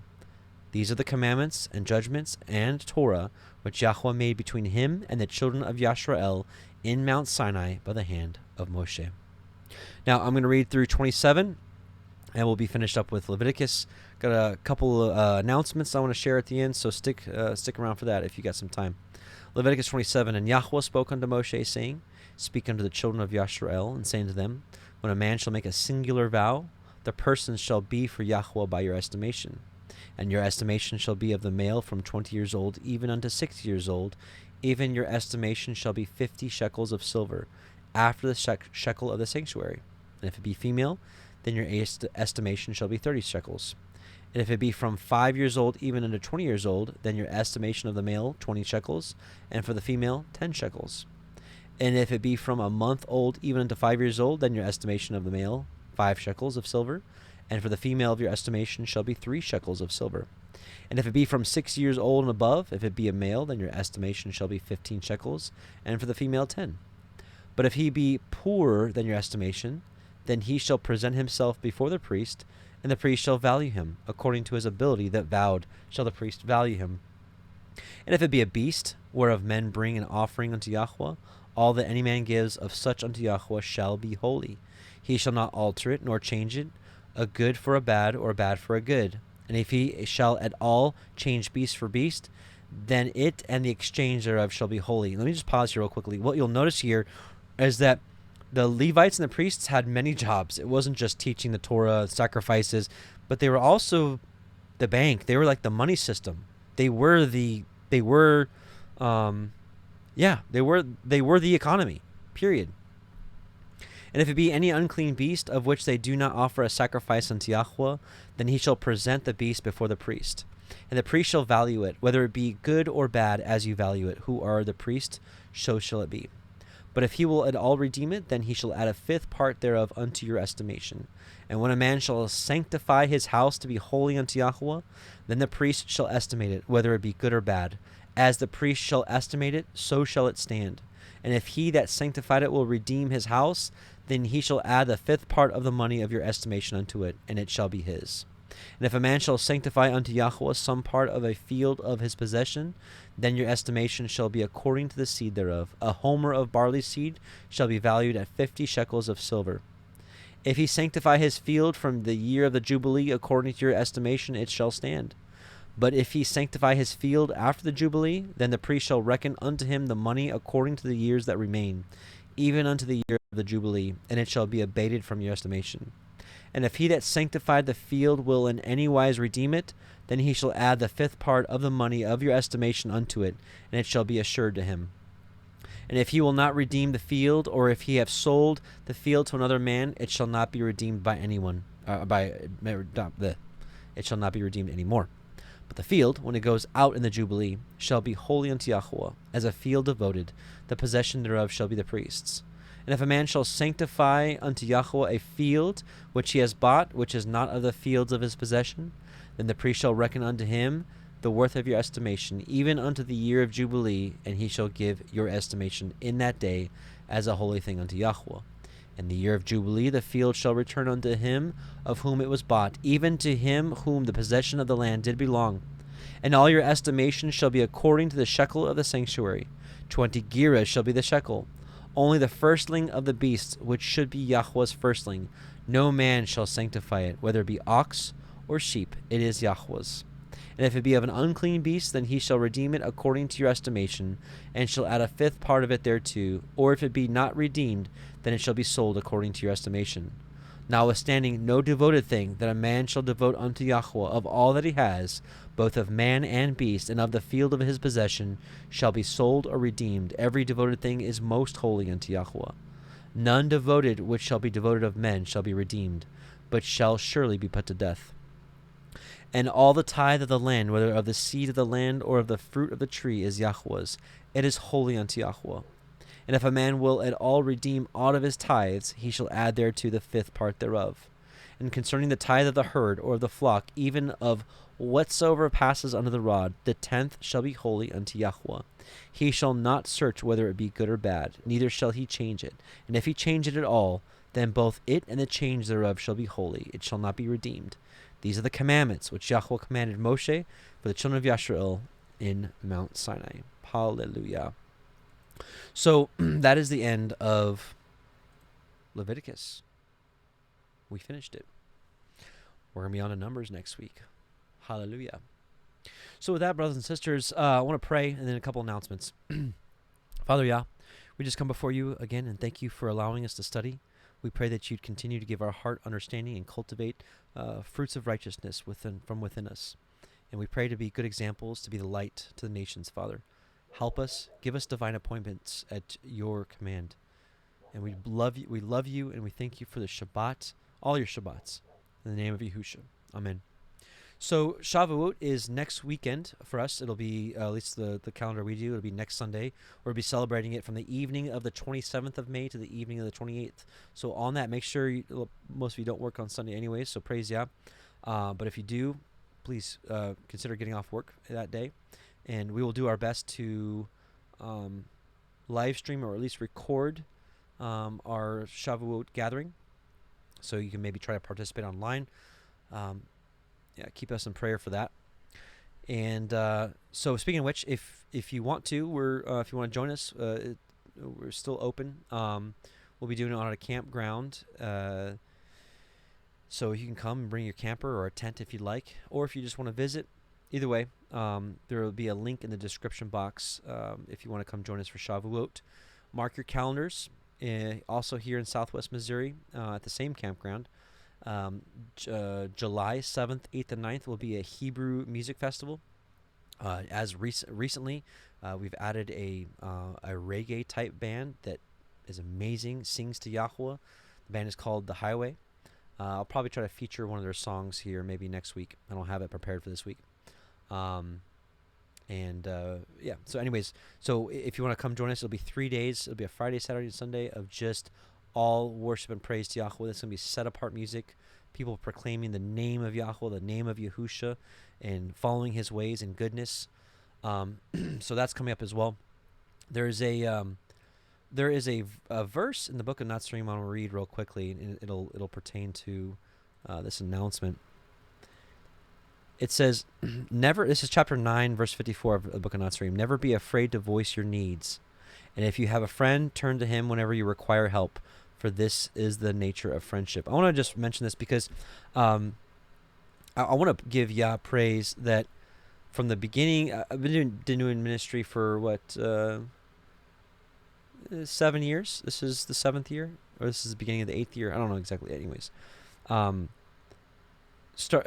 from 2018 and on, late 2018 to now, I've been doing full-time ministry. This has been my full-time job. And some of you may not know that, a lot of work goes into this, but the ministry has really expanded as of late. The last year, the last 3 years we've had a congregation, but really the last year things have really expanded. I don't really talk about it a whole lot, but we do have a community. Actually, we don't ever really take a census. We've got maybe 14, 15 families here. And praise Yah, he's provided us with a building, a gathering place. It's only 4 miles away, and it's a really blessed thing. But the reason I'm bringing this up is because over the last 7-8 years, I've never once had to ask for anything from anyone, and Yah has provided all of me and my family's needs at all times. And now that the ministry's expanded and there's a lot more people kind of dependent on the ministry, this will be my first time ever reaching out for help. We've kind of we're in a bit of testing financially at this time.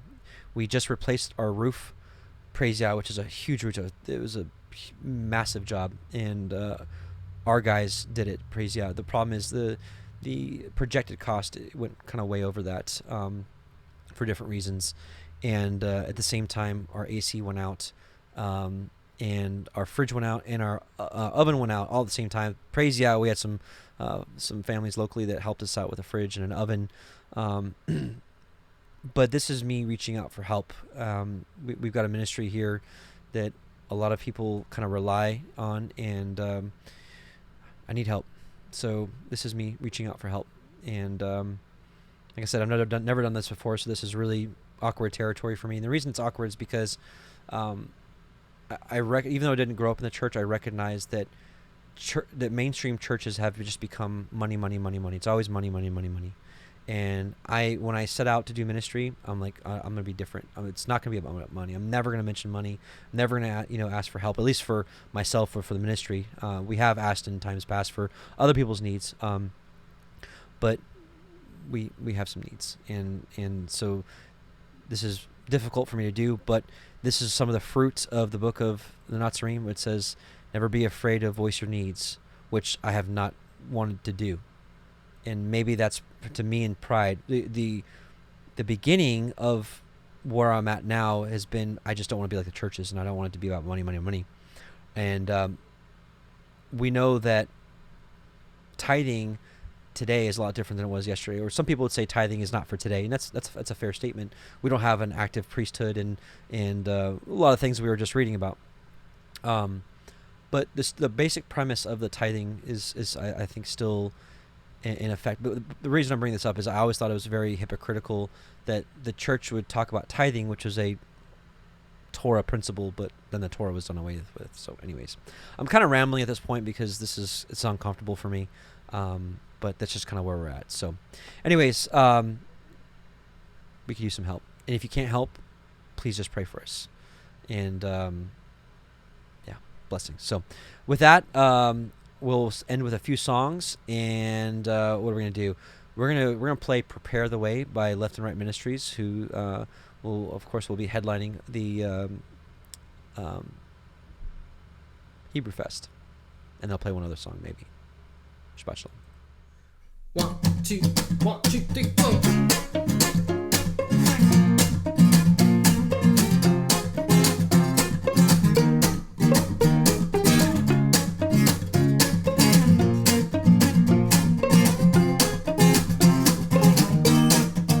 Prepare the way, all His people, make straight a path. For Yeshua's coming back, so we lift up as the mighty voice. Hosanna, hallelujah, Hosanna, hallelujah. Prepare the way, all His people, make straight a path.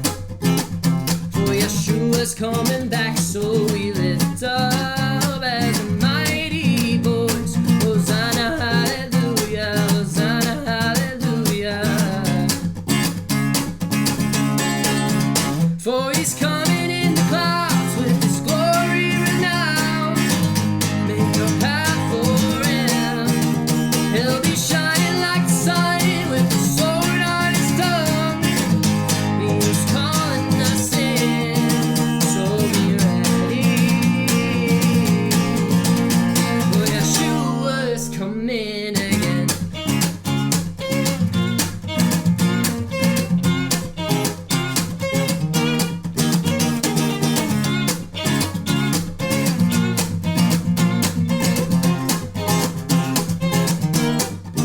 Prepare the way, all His people, make straight a path.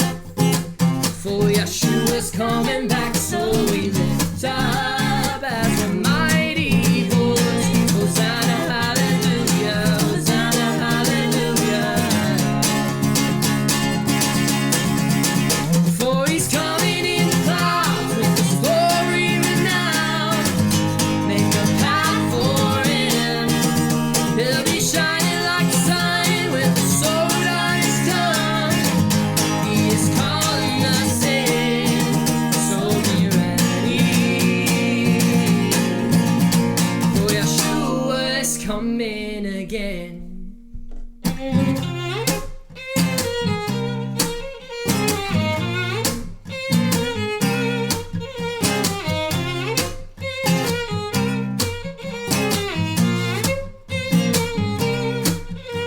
The Son of Man who died for our sins was raised to life, and He's coming again. So prepare the way, O people of Yah, let us not delay.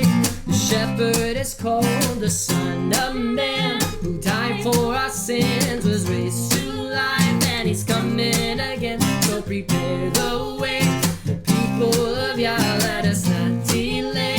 The shepherd is called, oh, the Son of Man who died for our sins, was raised to life, and He's coming again. So prepare the way, oh, people of Yah, let us not delay. The shepherd is called, oh, the Son of Man who died for our sins, was raised to life, and He's coming again. So prepare the way, oh, people of Yah, let us not delay. The shepherd is called. For He's coming in the clouds with His glory renowned. Make a path for Him, and He'll be shining like the sun with the sword on His tongue. He is calling us in. For He's coming in the clouds